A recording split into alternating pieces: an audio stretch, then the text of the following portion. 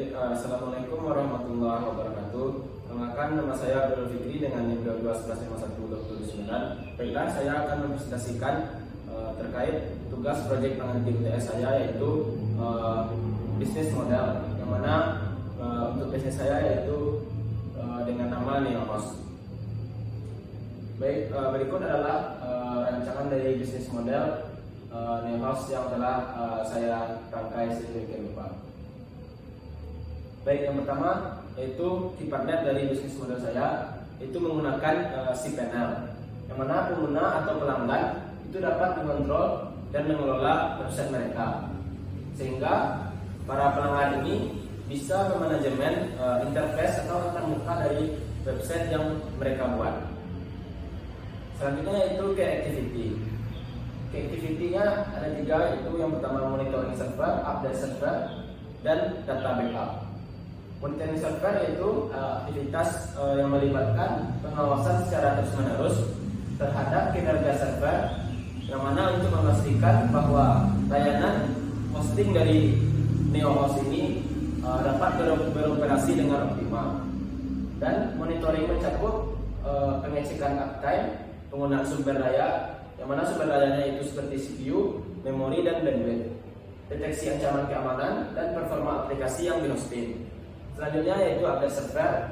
Update server ini mencakup pada proses memperbarui perangkat lunak server, termasuk sistem operasi, aplikasi yang diinstal, serta patch dari keamanan dari server tersebut. Yang mana hal ini penting untuk menjaga stabilitas dan kinerja server, serta pembaruan yang tepat dapat melindungi server dari ancaman keamanan seperti malware dan serangan daripada hacker. Serta update server ini memastikan compatibility atau kompatibilitas dengan teknologi dan standar yang terbaru. Selanjutnya itu data backup.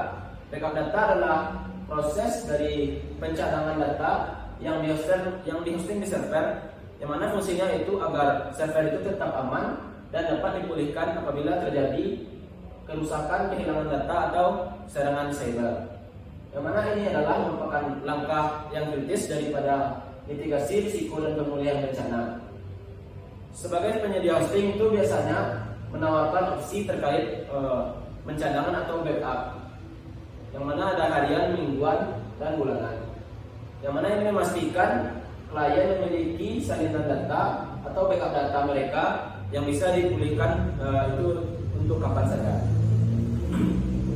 Selanjutnya yaitu key resource. Key resource-nya terbagi dari penyimpanan server, bandwidth, keamanan, dan sistem backup, serta RAM prosesor. Penyimpanan server itu maksudnya menyimpan semua file website daripada pelanggan seperti gambar, video, dokumen, dan database. Terkait bandwidth yaitu mengukur jumlah data yang dapat ditransfer antara server dan pengguna dalam periode tertentu. Selanjutnya yaitu keamanan dan sistem backup, yang mana software keamanan seperti firewall, deteksi intrusi atau IDS dan IPS, serta enkripsi data. Dan selain itu sistem pencadangan otomatis yang memungkinkan pemulihan data jika terjadi masalah teknis atau keamanan. Selanjutnya itu RAM dan prosesor. RAM untuk menyimpan data sementara yang sedang diproses oleh CPU, sementara prosesor itu mengolah data dan menjalankan aplikasi pada server tersebut. Baik, selanjutnya itu value proposition. Value proposition-nya di sini dijelaskan performa cepat dan stabil. Maksudnya dalam era digital, kecepatan dan stabilitas itu menjadi faktor penentu kepada kepuasan daripada pelanggan. Selanjutnya yaitu keamanan yang tinggi.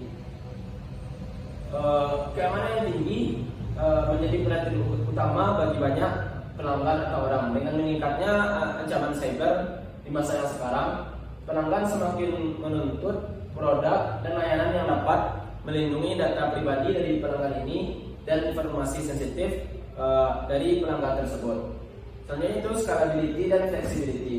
Dalam konteks digital, scalabilitas itu digunakan dengan kemampuan suatu platform atau aplikasi untuk menangani peningkatan jumlah pengguna atau data tanpa mengalami penurunan kinerja yang signifikan. Sementara fleksibilitas adalah kemampuan untuk penyesuaian diri dengan perubahan lingkungan bisnis dengan cepat dan mudah. Selanjutnya itu efektivitas dari cost atau efektivitas biaya. Produk atau jasa tersebut memberikan nilai yang lebih baik dari segi harga atau biaya yang harus dikeluarkan dari pelanggan tersebut. Selanjutnya value propositionnya yaitu kemudahan deploy. Maksudnya yaitu ini menekankan pada kemudahan dan kecepatan bagi pelanggan dalam melakukan deployment atau pemasangan aplikasi situs web mereka di server hosting. Penyedia hosting itu akan menyediakan antarmuka pengguna yang mudah digunakan, sehingga pelanggan bahkan yang tidak memiliki jalan teknis dapat meluncurkan situs web atau aplikasi mereka dengan cepat. Selanjutnya itu support 24/7. Ini menawarkan jaminan bahwa dukungan teknis tersedia kapan saja dan sepanjang hari. Hal ini tentunya memberikan rasa aman dan kenyamanan kepada customer, terutama dalam situasi kritis yang memerlukan penanganan yang cepat. Selanjutnya yaitu customer relationship dari bisnis model saya. Dalam era yang semakin kompetitif, layanan personal menjadi salah satu cara efektif untuk membedakan sebuah bisnis dari pesaingnya, yaitu dengan memberikan perhatian khusus kepada setiap pelanggan. Selanjutnya itu channel dari bisnis model saya. Channelnya itu seperti website perusahaan, yang mana ini merupakan channel utama bisnis hosting. Melalui situs web, calon pelanggan itu dapat menemukan informasi tentang layanan hosting, memilih paket yang sesuai, mendaftar dan melakukan pembayaran. Situs web juga dapat menyediakan informasi produk, demo, serta ulasan terhadap pelanggan. Selanjutnya itu terkait permasalahan digital, yaitu dengan menggunakan teknik atau yang dinamakan dengan SEO atau Search Engine Optimization, dan juga seperti advertisement atau iklan yang berbayar dan media sosial untuk menjangkau target pelanggan yang mencari langganan hosting. Ini merupakan saluran yang efektif untuk meningkatkan visibilitas dan menarik lalu lintas ke situs web perusahaan. Selanjutnya itu customer segment. Segmen dari bisnis model saya yaitu UMKM, personal blog, dan e-commerce. UMKM ini yaitu usaha mikro, kecil, dan menengah yang memiliki customer segmen yang lebih spesifik dibandingkan dengan perusahaan yang besar. Selanjutnya itu personal blog. Personal blog ini merupakan customer yang lebih beragam, tergantung pada topik dari blog customer tersebut. Selanjutnya itu e-commerce. E-commerce ini memiliki potensi untuk menjangkau customer segmen yang sangat luas. Selanjutnya itu constructor. Konstruktornya yang pertama itu adalah VPS atau Virtual Private Server, yang mana memungkinkan komputasi server jarak jauh dan memungkinkan kita untuk mengaksesnya, mengelola dan memanfaatkan sumber daya server dari lokasi manapun asalkan melalui internet jaringan yang terhubung. Yang mana ini tentunya menawarkan fleksibilitas dan kontrol penuh atas server virtual tanpa memerlukan pengelolaan perangkat keras fisik di lokasi customer tersebut. Selanjutnya itu domain. Domain ini merupakan alamat yang digunakan untuk mengidentifikasi sebuah situs web di internet. Secara sederhananya, domain tersebut merupakan nama yang diketik pengguna di browser untuk mengakses suatu websitenya. Seperti contohnya google.com atau tokopedia.com. Selanjutnya itu revenue stream. Yang pertama penjualan paket hosting. Modal mendapatkan utama untuk layanan hosting web, pelanggan membayar biaya bulanan atau tahunan untuk menggunakan layanan hosting sesuai paket yang mereka pilih, seperti self-hosting, virtual private server, atau dedikasi hosting. Selanjutnya seperti layanan tambah atau add-on service, yang mana pendapatan dari penjualan layanan tambahan seperti layanan backup otomatis, email hosting, keamanan tambahan, atau layanan CDN untuk mempercepat akses dari situs yang dijangkau. Baik, mungkin sekian presentasi saya dari bisnis model saya.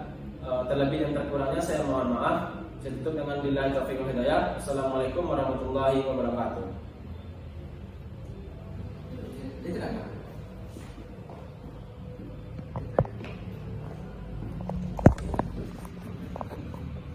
Ini terekam kan? Low battery saja. Iya. Mau tuh?